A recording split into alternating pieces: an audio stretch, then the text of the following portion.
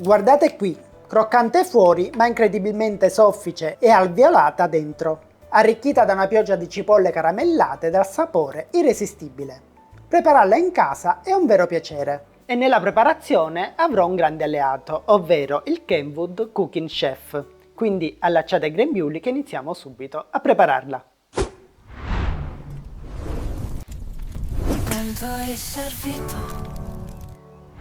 Allora iniziamo con la preparazione dell'impasto, quindi inseriamo le farine all'interno della nostra macchina.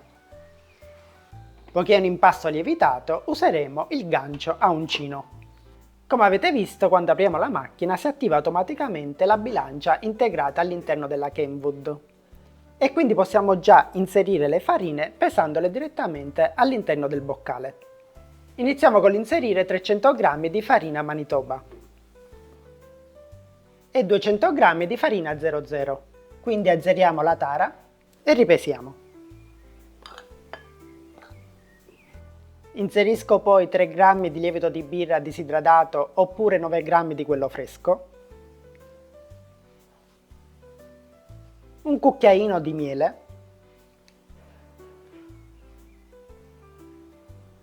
e avviamo la macchina miscelando gli ingredienti. Dopodiché inseriremo a filo, poco alla volta, 400 g di acqua a temperatura ambiente.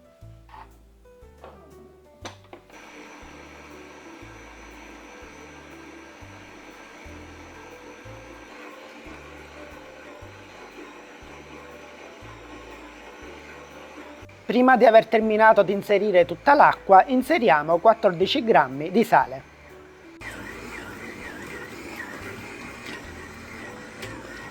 Quando avremo finito di inserire tutta l'acqua e l'impasto l'avrà assorbita tutta, possiamo inserire per ultimo 10 g di olio extravergine di oliva. L'impasto che stiamo preparando è un impasto ad alta idratazione, ovvero dell'80%, quindi sarà un impasto abbastanza morbido e appiccicoso, ma se seguite tutti i passaggi sarà abbastanza lavorabile. Quando vedete che l'impasto inizierà a staccarsi dalle pareti della planetaria, significa che è pronto e quindi spegniamo la macchina. Come potete vedere abbiamo ottenuto un impasto bello liscio e con una maglia glutinica ben sviluppata. E ora non ci resta che far lievitare il nostro impasto fino al suo raddoppio, ma nel mio caso mi servirò di un'altra funzione molto utile del Cooking Chef, ovvero imposterà una temperatura costante di 30 gradi in modo di far lievitare in modo perfetto i nostri impasti. Vi farò vedere come si fa. Intanto lasciamo il nostro impasto all'interno della sua ciotola e togliamo il gancio. Chiudo il Cooking Chef e inserisco il paraschizzi. Andiamo su programmi preimpostati e andiamo a cercare il programma che ci interessa, in questo caso far lievitare l'impasto. Seguiamo i passaggi e avviamo il programma. Tra un'ora il nostro impasto sarà perfettamente lievitato. Questa è una funzione che ci può venire incontro soprattutto nei periodi invernali, quando a motivo del freddo appunto i lievitati tenderanno a fare fatica a lievitare. In questo caso otterrete invece delle lievitazioni super veloci e perfette, perché appunto la temperatura sarà sempre costante, favorendo così una perfetta lievitazione. Nel frattempo che aspettiamo che il nostro impasto lieviti, noi prepariamo le cipolle. In una padella inseriamo un po' di olio extravergine di oliva, dove vado ad inserire 3 cipolle rosse tagliate finemente. Inserisco poi 2 cucchiai di zucchero di canna, un pizzico di sale e circa un cucchiaio di aceto balsamico e lasciamo cuocere fino a quando le cipolle non si appassiranno leggermente. Finiranno la loro cottura in forno. Ne approfitto per ricordarvi che se siete interessati all'acquisto del Cooking Chef potete acquistarlo tramite il link che trovate giù in descrizione. Attraverso questo link avrete la possibilità di ricevere 3 accessori completamente in omaggio e a vostra scelta, quindi approfittatene di questa occasione. Inoltre se volete ricevere qualsiasi altra informazione sul prodotto potete scrivere giù nei commenti o anche in privato. Trascorsa un'ora l'impasto sarà pronto e lo tiriamo fuori dalla ciotola.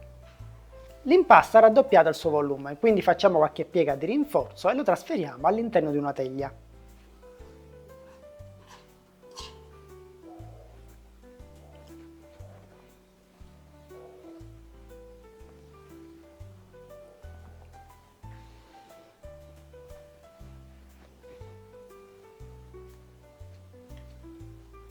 La teglia che sto utilizzando ha un diametro di 30 cm.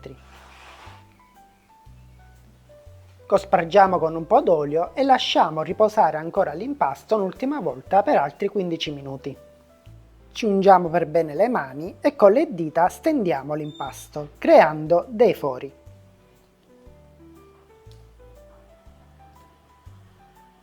Dopodiché inseriamo le cipolle.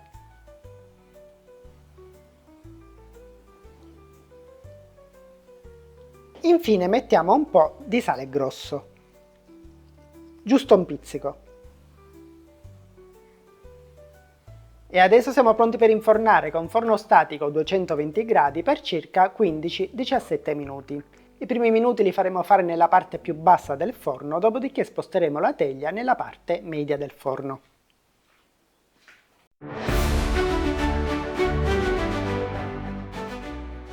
E una volta sfornata, la nostra focaccia con cipolle caramellate è pronta per essere gustata. Pronto e servito!